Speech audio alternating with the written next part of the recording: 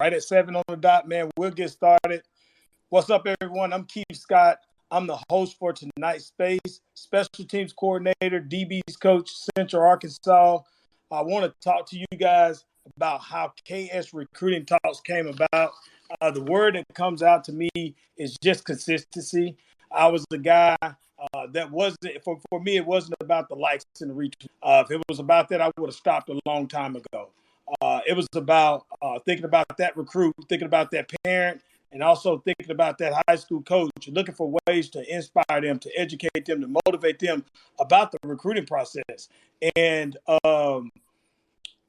I just consistently posted every day, something about the recruiting process, something motivational, and quickly my recruiting journey just started really, really fast, and people just started picking up on the things that I was posting, and I quickly gained a 40K following. And at that moment, I heard God say, "You got to do more," and my more is KS Recruiting Talks. I started this space to say, hey, I'm going to do more. It's an opportunity for me now to remove my words and add my voice.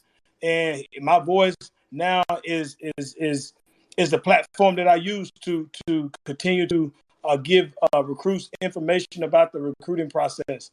What's my purpose? To inspire, educate, motivate recruits, parents, high school coaches, and college coaches that really kind of struggle in the recruiting process. They don't know how to kind of get things going and kind of find a niche in the recruiting process. Guess what? This space is for you also. So welcome. The rules that we have for tonight, know how can promote themselves tonight. Or promote their school or anything that's going on there. Yeah, those are the rules for tonight. The next thing is the last four spaces that we've been able to host. We've been able to touch 10K people with spaces. That's big time. That's huge. I want to give a big thanks to everyone that's tuned in, everyone that's bought into KS Recruiting Talks. Also want to thank our guest panelists. There's been a number of people that every week jump on this thing, man, with no hesitation to want to be a part of what we're doing with KS Recruiting Talks. So I want to simply thank our guest panel. I want to thank everyone for tuning in. I would not stop until KS Recruiting is considered the #1 free recruiting resource for recruits, high school coaches, and parents. That's my goal. What I do is I quickly shut up, guest panel, introduce themselves.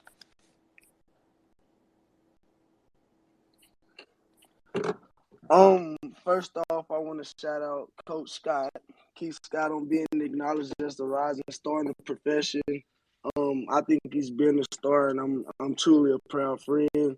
I'm Chris Tramiel, co-host and corners coach at University of Central Arkansas. Wow, appreciate that, man. Yeah, that was a big honor, man. I truly do believe this, man. I'm humbled.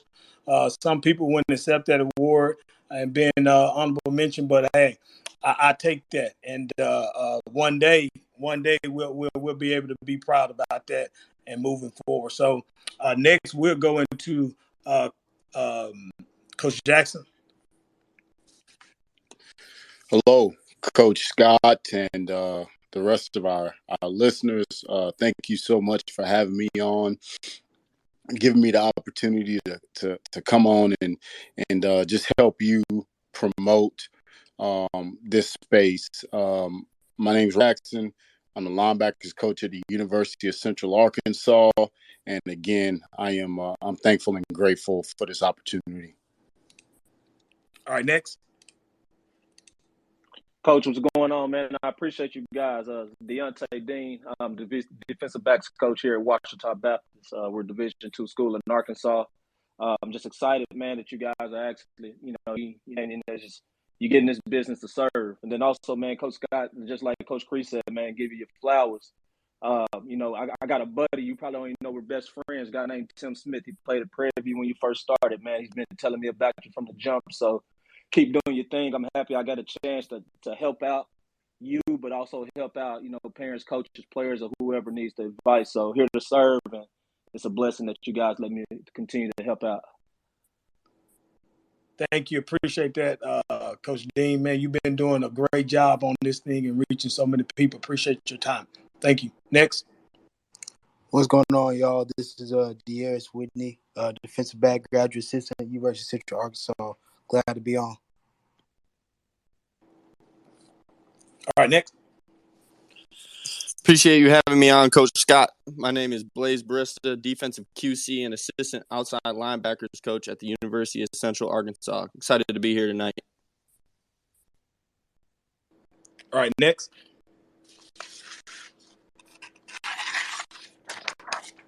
Hey everyone, Ryan Roberts, Director of Recruiting at Irish Breakdown on Sports Illustrated. This is my second time on the panel.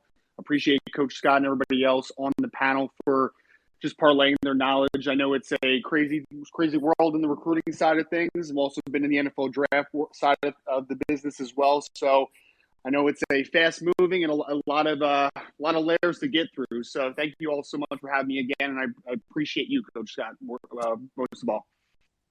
Definitely, man. Happy to have you on, man. Do a great job. Wealth of knowledge. Thank you for jumping on. Next. Good evening, everyone. Thanks again, Coach Scott, for having me on. My name is Corey Yates, co-founder and CEO of Recruiting Analytics and a former defensive back. Thank you, man. I'm happy to have you on for the first time. I think you're going to bring a lot of knowledge to what we have to talk about tonight. So I'm excited to hear you talk. Next.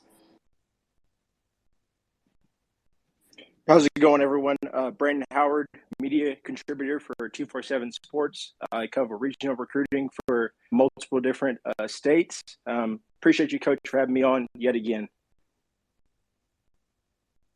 Absolutely, man. Happy you're on. So what we'll do, I think we got everybody introduced. So what we'll quickly do is let's talk about our topic tonight, recruiting questions. We got 5 questions I think that's going to help educate so many people tonight and get them inspired and get them motivated about the recruiting process. So what I do is I read out our topic. Our first topic for tonight is there still time if I'm a 2023 recruit that don't have any offers? And I start us off with that first. There's still plenty of time. I say that first. The thing I say is most people don't know FCS and D2 still can host prospect camps in the month of July. So you still have time. Now, the month of June is when all the FBS Group of 5 Power 5 schools can host their camp, but they cannot host camps in the month of July. So if you're wondering if I can still get to some more prospect camps, yes, you can. The month of July is still available for you. Not to mention, you hire senior year. Not to mention if you get into the postseason. So, yes, there's still time. Next, we're getting to Coach Dean. Yes, sir, Coach. Thanks for having me, man. But, Coach, you hit it right on the nail, man. And just you guys the advice on that. Just because you haven't got that offer or got recruited right now, man, I say you don't stop until the season starts. So let's say you go through your whole senior year, man, nothing happens, man. March, April, May, June, July. It's been a lot of guys, and we personal here at Washington have some guys that we signed in the summer from high school. So, and just like, like Coach Scott said, 1AA's, Division II's, guys, we're still having prospect camps. But don't even shy away from some of those FBS schools. I know I've seen some stories. I haven't worked FBS ball, but I've seen some guys get some offers late FBS. You just got to – if you want to play ball, man, you'll stick with it. And all it does is my only advice to all this, man, it takes one person to fall in love with you. And if you want to play, the level doesn't matter. If the level does matter, then good luck to you. But it takes one. And that's all it takes for somebody to fall in love with you so you can live your dream. Appreciate you, Coach. Inspire, educate, motivate. Appreciate that, Coach Dean, Coach Jackson. There absolutely is time.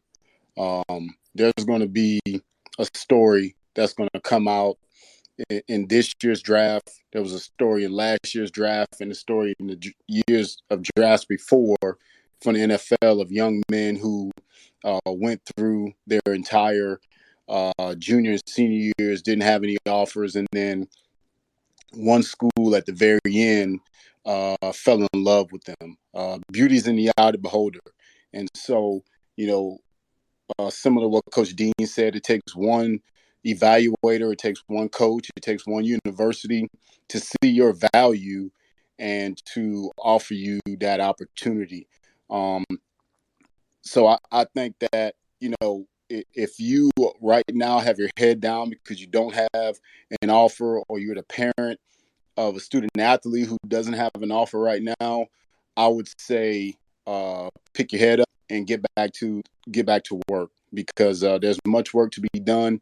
And the greatest evaluator, even though Coach spoke about camps, is what you put on tape this upcoming fall. What you put on tape is ultimately going to be your resume.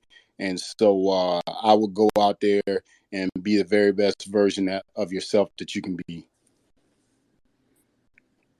Great job right there, Coach Jackson. We'll jump right into Coach Roberts. Yes, sir. So just to kind of take a couple things out of what everyone has said, to start with what Coach Scott opened with. I mean, you have today's the 16th of June, so you have a couple weeks left in June for the FBS side of things, and then you have all of July to take advantage of the FCS opportunities. When we're talking about camps, when we're talking about Division II, I will say people get very discouraged very quickly on the side of things when they don't have offers at a certain point.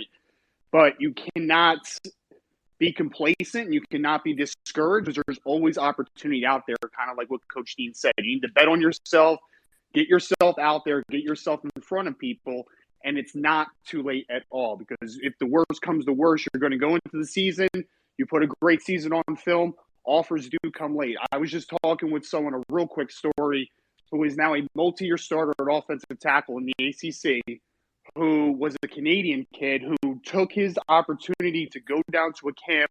The school had never heard of him, but he impressed so single day.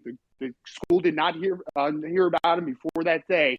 They offered him on the spot, and he was committed within an hour. So it only takes one opportunity. It only takes one chance and one school to fall in love, and then you'll really see, for a lot of people, once you get that first offer, a lot of times there's many more that follow. So bet on yourselves, take advantage of the next month and a half, and then you still have the senior year. So do not be discouraged. You have to take your shot in order to get those opportunities. So there's still plenty of time for anybody that is still waiting for that first offer. Wow, great job right there, Ryan. Inspire, educate, motivate. We're just not getting done. We're past topic number one, man. Great information being given out. If it's good information, let's like, let's comment, let's retweet. Let's let more people know about what we're doing right now at KS Recruiting Talks. Also, if you have YouTube, go ahead and subscribe to my YouTube at KS Recruiting Talks. What we'll do is we'll quickly move into topic number two, man. We're rolling right now. I like where we're at. Why do certain divisions put a lot of value on size? And we'll jump right into Coach Creature mail. Coach, I think there's a premium on size just because it matters. Bigger, stronger, faster matters to any ball club trying to not only compete at the highest level, but also win. So I think we all agree that it particularly matters in the trenches with the big guys, because no matter what program you're at, it doesn't matter. You have to be able to run the ball, and likewise, you have to be able to stop the run. So the guys with more size, bulk, and they can just plain and simple be more physical at the point of attack are the guys that programs are looking for. On the other hand, I coach defensive back skill players, so when we refer to size, we're more so thinking about height and length. And it's no different for us. So you want to really look for, ideally, the DBs that are long and rangy. And key word being in that is ideally. That's what you want, ideally, the prototype. But that's the catch with all of it, is finding these prototypical size guys. That's the best case scenario for any program, but it doesn't always work out that way, because you got to remember that everybody in the country is looking for the same thing. So, yes, size matters, but there's still value in being a hard worker and just getting the job done. It's still value out there in that. Ultimately, it depends on which level you're at. Each level is different. Each team is different. So it'll come down to whatever scheme you're trying to run, what specifically you're looking for in a recruit, and honestly, what direction Grant wants to build in. That's what truly determines the value of size for each program, each division, each level. Wow, man. Great job right there, Coach Cree. That's why you hear, man, inspire, educate, motivate. Next, we'll jump right into Coach Dean. Yes, sir. Coach, I'm gonna say this for people that's kind of hard to articulate from the football standpoint. So that just put it this way. All right. First impressions is a lot. Okay, so when you first meet somebody, you see they're professional. He speaks well. He stands up straight. That young lady, she speaks well. She stands up straight. She articulates her words the right way. So your first impression is good. So from a coach, yeah, if we been a defensive backs coach myself, if I see a 6'1", 180-pound guy, I'm gonna look at that kid. That's just what's gonna happen. But if the same deal is if a guy slumps over a little bit as you walk, there's a misconception that you have, but there's always that moment of truth. And your moment of truth comes on when that play button is pushed. Just like that moment of truth comes when you have that conversation with that person that you're trying to get to meet. So in my opinion is yes, the size does help. When you see 6'6", 6'2", 6'3", that looks good on that paper. But if you push that button, you're not that tall guy, there's got to be something that gives you value. So if you're a 5'8" corner, you got to be a dog, man. You got to have something that 6'2" guy can have. That either you tackle better, you run better, your technique's on point, you got a 40-inch vertical. If you don't have all those things, you got heart. But outside of the size, guys, like I say, that moment of truth is going to be your film. Starts with your highlight tape, then it goes to your best 3 games. So, yes, the height, it matters. Everybody long guy. But just like everybody else, I wouldn't mind playing with Tyrann Mathieu, being a 5'9" safety over a 6'3" kid. I'll take Tyrann Mathieu any day of the week. I'll take Darren Sproles over a ton of running backs that I've seen in the field. So it does matter and it does help, but it's not the only thing at all. Appreciate you, Coach. Man, good information right there, Coach Dean. Appreciate that. Appreciate you sharing. Coach Jackson. Yes, sir. I think length is sometimes, misconstrued with overall size. And so sometimes a young man can have marginal size but great length. Sometimes as a defensive back, right, you can be 5'11", which, doesn't put you in the prototypical size category, but you've got great length. You can, a term we like to use is, man, he can, scratch his knees standing up. Guys with long arms, long levers. I think a lot of times we as defensive coaches would love a guy who's in that 5'11", 6 foot range, who's got the hip mobility, who's got the quick twitch, who can leap off of 1 foot and has that great length, as opposed to a 6'3" kid who's going to have trouble bending, who's going to have trouble, with his hip mobility, etc. I coach the linebackers here at University of Central Arkansas, and I like length as well. It's been my experience that longer guys miss less tackles. There's going to be very few times where you're going to actually make a profile tackle face-to-face on a running back. A lot of the times, that ball carrier is going to be out on the perimeter, escaping through one of the perimeter gaps, and you're going to have to reach out and make an arm tackle. Your length is going to help you in that situation. Longer defensive linemen knock down balls. Longer defensive backs can make plays on back, shoulder phase, etc. However you want to look at each category for size, and it does matter.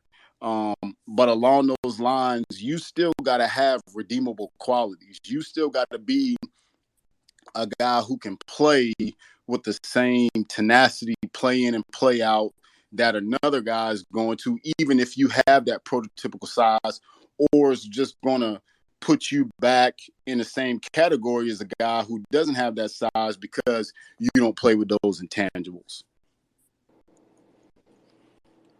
Wow. Great job, Coach Jackson. Inspire, educate, motivate. Man, appreciate you sharing. Ryan? Yeah, I think one word that I kind of want to hone in on here for a second is the word outlier.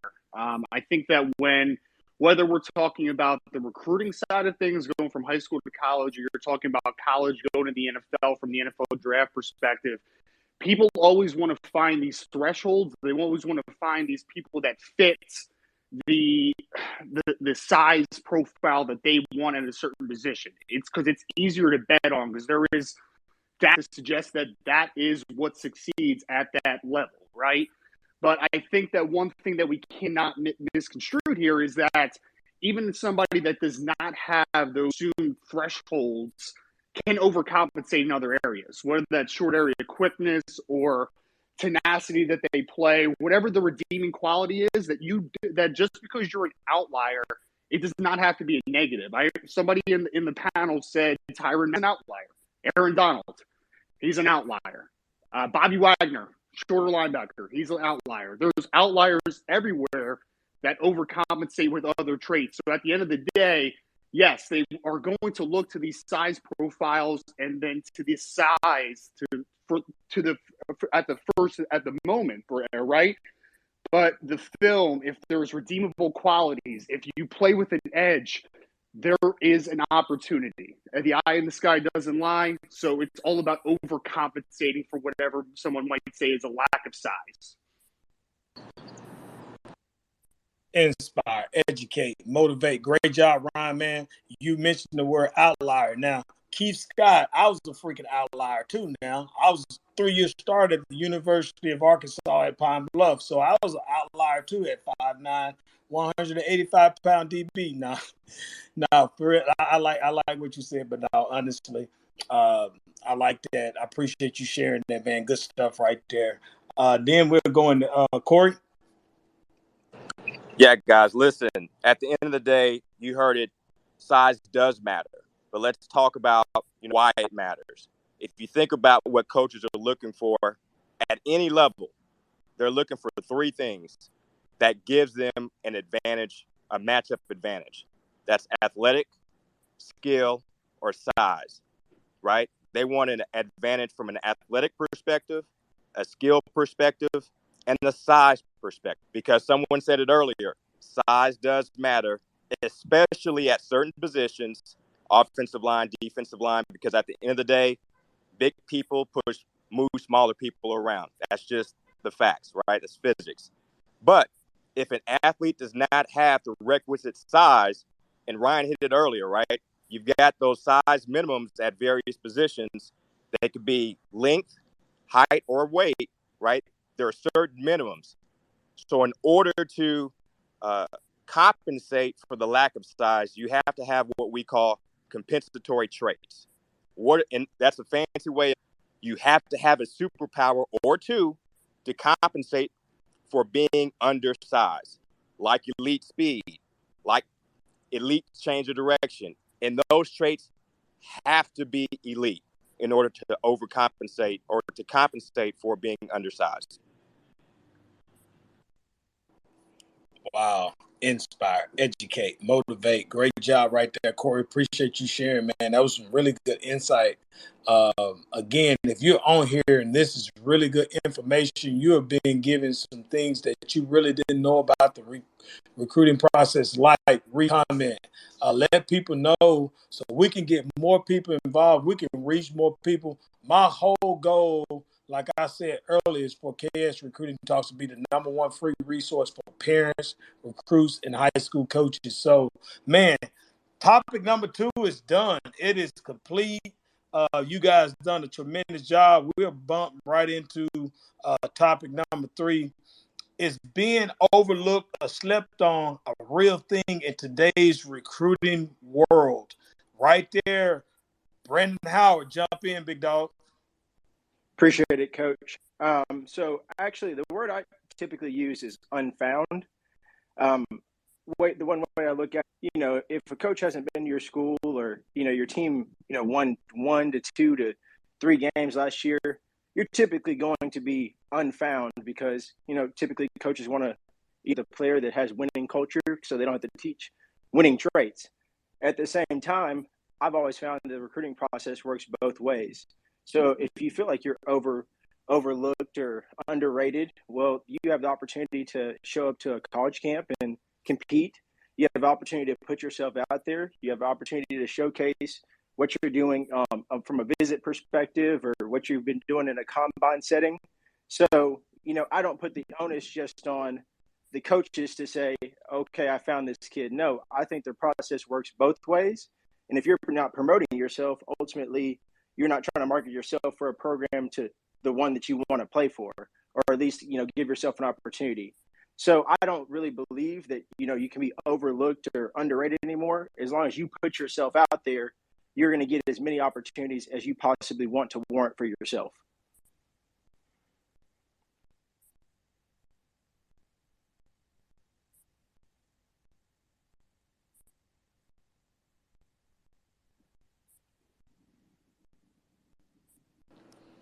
Appreciate that, Brandon.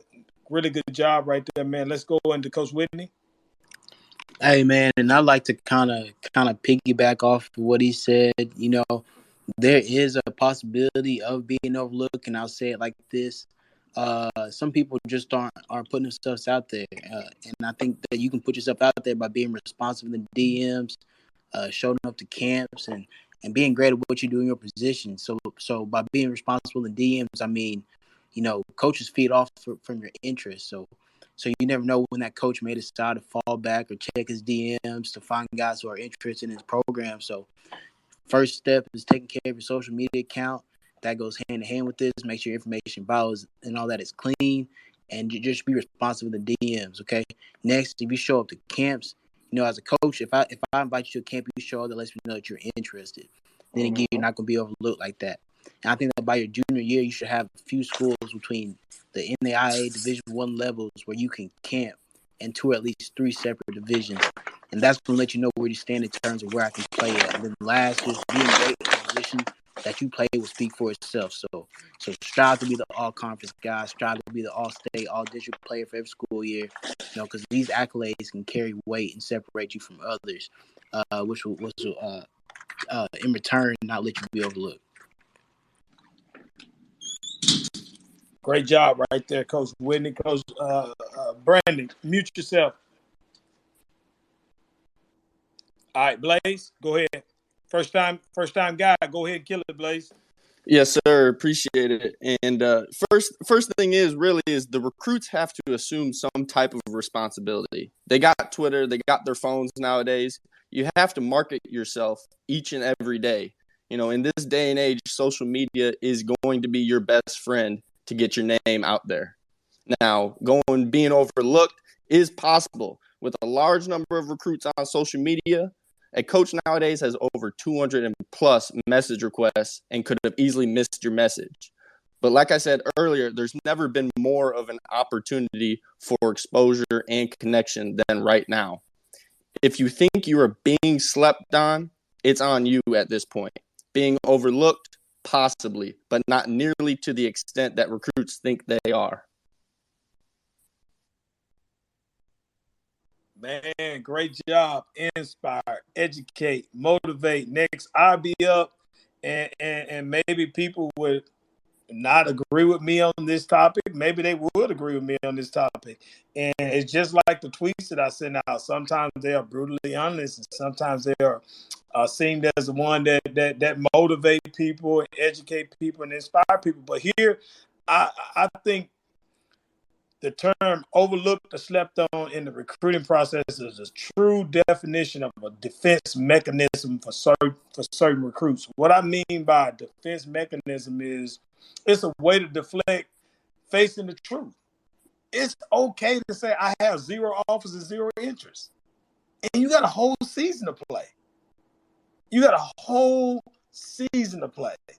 I think when people, and we had a lot of good people. Brandon said a lot of good things. Coach Whitney said a lot of good things. Blaze said a lot of good things. And you heard it from a number of different perspectives. But I also feel like, man, and they looking over my talent. That's a defense mechanism. Rather than looking the man in the mirror and like, no, I got to get better, dog. Like, I ain't got offers for a reason. I don't have offers for a reason. So that's my thing. Don't use that as a defense mechanism rather than looking the man in the mirror and trying to get better, okay? So that concludes topic number 3. Again, if you're that parent, you're that recruit, you're that high school coach, you've been listening in and you like, man, I found a spot. This spot is good. This is really good information. Don't hold it to yourself. Like, comment, retweet, let people know you've been inspired, you've been educated, you've been motivated about the recruiting process, and it's different. This is really good information. So this guest panel, man, I want to say thank you to y'all, because right now y'all are blowing it out the water, man. Y'all are hitting every topic. I mean, from top to bottom, and giving so many different perspectives. I'm so appreciative of y'all right now. If you are a YouTube subscriber, please go to KS Recruiting Talks on YouTube. Subscribe, like, comment, join us on YouTube, man. This thing that we're uploading right now, we're talking on right now, this space will be uploaded on YouTube. So y'all jump on there. We'll jump right into topic number 4, man. We're rolling. I appreciate everyone. This is a great night. What does betting on yourself mean in the recruiting world? We'll jump right into Corey to talk about that.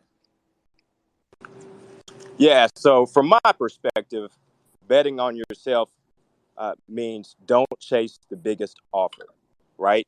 So if you've got a program that is in love with you, that loves you, notice I said love, not like, that loves you, I would lean to, even if they were a smaller program. Here's why. You want to get on the field early, right? And so if you get on the field early with the transfer portal, you have an opportunity to outplay the level that you're at. But the main thing is to go to a program where you can get on the field early. And if you bet on yourself, you'll go to a place where you have the best opportunity to do that. And then guess what? If you feel like you can play up a level, then by all means, you have to produce. You have to, demonstrate all of those things that the coaches talked about earlier on tape. And that'll give you an opportunity to play up at a higher level. But my main message is, if you really want to bet on yourself, you'll go to the place, the program that loves you, and you can get on the field early. Inspire, educate, motivate. Great job right there, Corey, man. I appreciate you jumping on. So much experience, man. A guy that played it at a very high level and running his own business, man, giving you guys a lot of nuggets right there. Thank you for doing that. All right, Blaze. Yeah, Coach.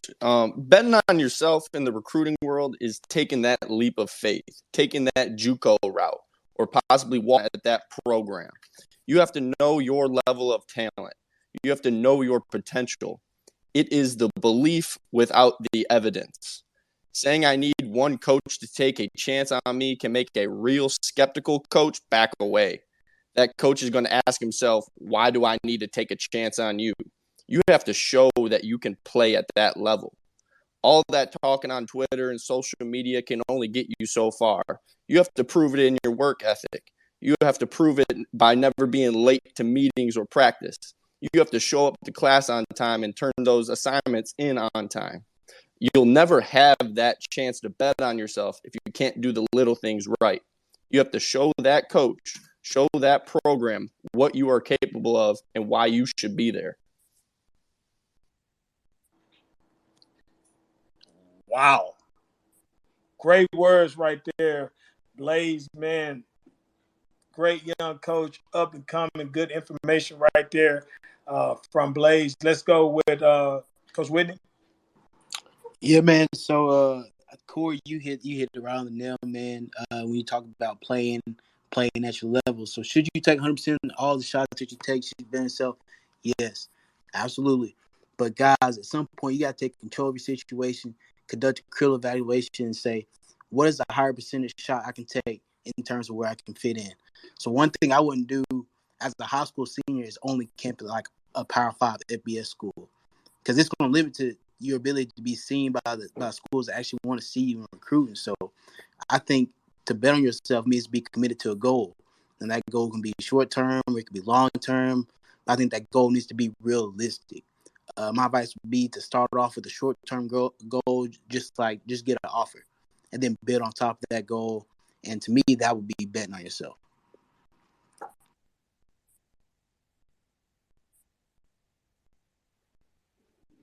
Yeah, I mean, I feel like everybody before me hit the nail on the head. Simply betting on yourself is, maybe removing a little bit of logic, and just going off the perspective of, you're better than your ranking, you're better than the offers you have, and you believe in yourself more than potentially the opportunities that have been presented. And ultimately, choosing a route that you believe is going to put you in the best position. But that said, you definitely want to make sure that you do your research. You definitely want to make sure that you look at the depth chart, and you definitely want to make sure that the culture is going to be a good fit for you, and that you will be a good fit with the culture. Because just because you bet on yourself, that everything will fall in line perfectly. So making sure that you do the things necessary in order for you to win, just like the program's going to want to win. Wow. Really good stuff right there, man. You guys laid out some really good information right there with topic number 4. My thing is, and I chime in on this, is whatever you feel you deserve, you control your own fate. Don't put it in another person's hands. Don't blame it on a teammate. You can. So when you start talking about betting on myself, I'm going to overcome every circumstance that can potentially come my way. That's what I'm going to do, because my goals and my dreams are calling my name, not my coach name, not my teammate name, not my coordinator name, not my position coach name. It's calling my name. So I got to be available for that. So those are my 2 cents on that, man. We're going into our last topic of tonight, and I think this is going to be a good one. I think a lot of kids need to hear this. We're going to talk about give recruits a reminder to thank their parents, coaches, mentors, and supporters that support their dreams to play college football. So we're gonna jump right into that, and I'll be the first person to talk on this. A simple thank you goes a long way, and what I mean by a simple thank you is, man, you just grinded out that camp, big dog. You ran the 40. You did the change of directions. You did the blocking. You did the running. You did everything the coaches asked you to do. No offer came. Nobody paid attention, it seems like. You jump in that car and you just sit in silence. That's not the way to do things, man. It's not the way to do things, man. The first thing you should do is give a simple thank you. Appreciate you. I know you took off work and money's limited, but you believe in my goals and you believe in my dreams. Don't be so focused on offers and getting the O and being able to post it. And you say, hey, dad, hey, mom, hey, coach, hey, mentor. It was hot out there today. It was extremely hot out there today. And I appreciate you bringing me to this camp and sitting in the heat with me and walking around every drill that I went to support me. I'm so thankful for you, because a lot of players don't have that. That goes a long way. It really does. They need to hear that too. And I think all of that will bring this recruiting process full circle, because you could think, man, nobody's paid attention to me all day, and I'm mad because I talked to a couple of coaches at the camp and nothing really happened. I get in the car and I'm upset, and then all of a sudden you receive a phone call, and that coach said, we're going to offer you a scholarship. But you never said thank you before that. Be smart. I mean, be smart with the things that you're doing and know the reason why you're doing them.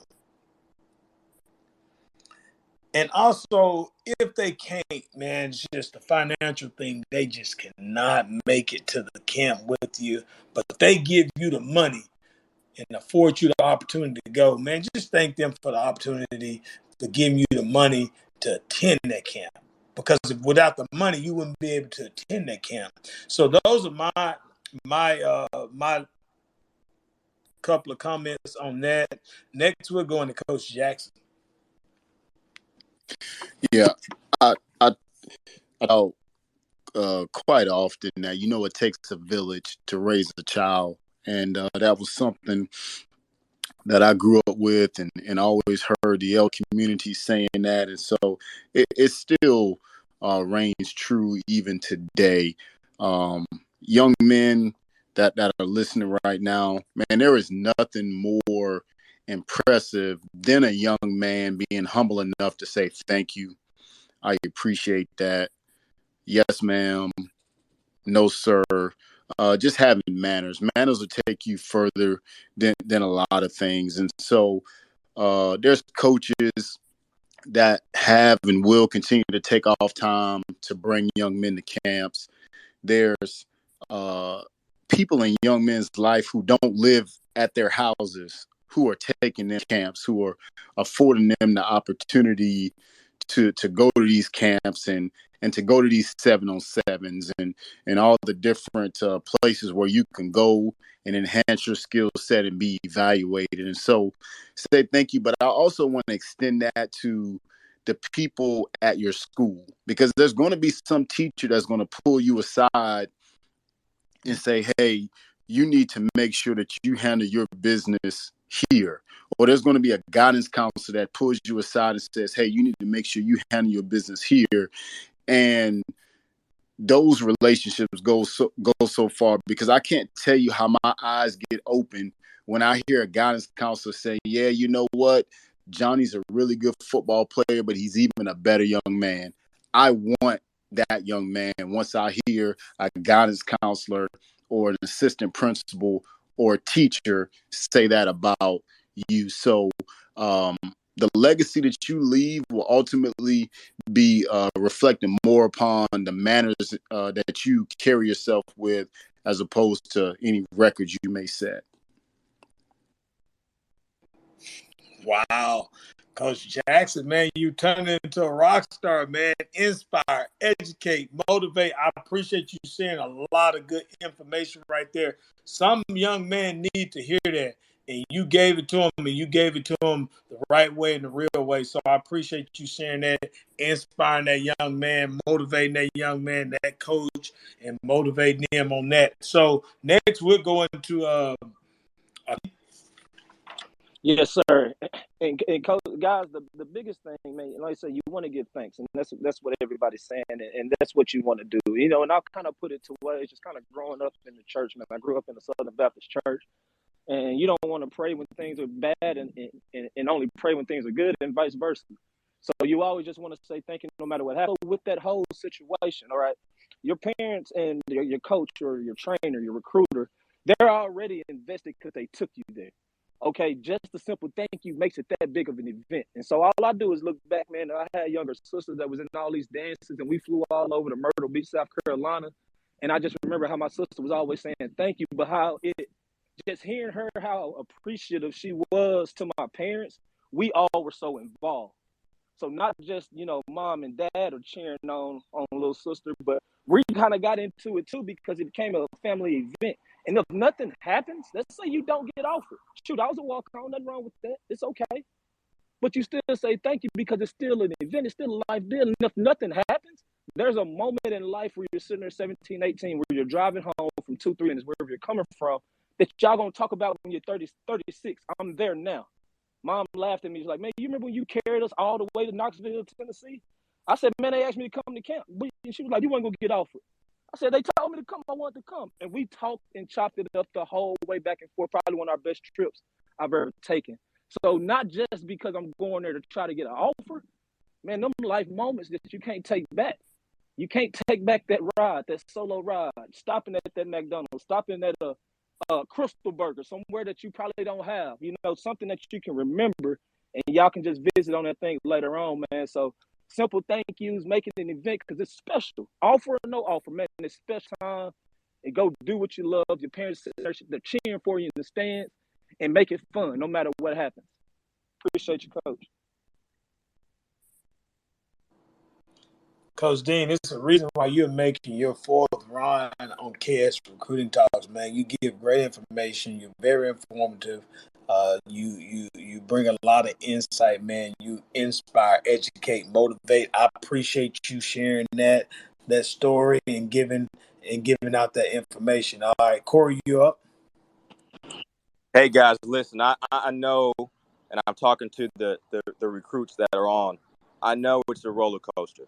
Right? I've been through the recruiting process as a player. I've been through it as a parent, and I'm going through it as a company, running a company.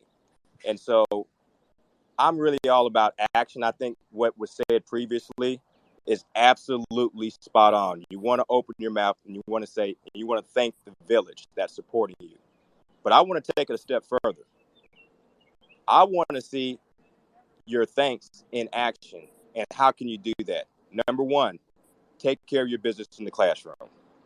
You got mama, daddy, grandmama, whoever is taking you around the camp circuit, they are invested to see you succeed. It doesn't matter if you happen to get that offer, but you don't take care of your business in the classroom, it is all for naught. So the best way you can thank your parents or those that are supporting you is to take care of your business in the classroom. Take care of your business and do the little things that they're asking you to do to help prepare you for that upcoming camp. All right. And so now I'm going to put my father hat on. When my son was going through the recruiting circuit, I tell him, hey, Ivan, I need you to make sure that your legs are fresh. Are you doing the little things? Are you taking that ice bath? Are you stretching? Are you hydrating? Are you being a leader in the line? Are you going 100 miles an hour during the camp and all the drills? Did you thank the coaches after the camp, whether or not you got offered or not? Okay. Those actions are the biggest you can provide to your village that's supporting you.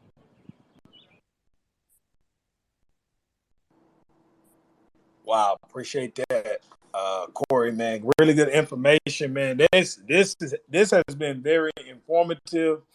This has by far been our most fluent. I mean, at number 5, you're supposed to run like that. We're running almost 15 minutes behind time in terms of we usually 15 minutes over, but right now we're 15 minutes behind time. So this is really good information. I was trying to see if anybody had anything else that's on the panel that want to add anything else to this topic.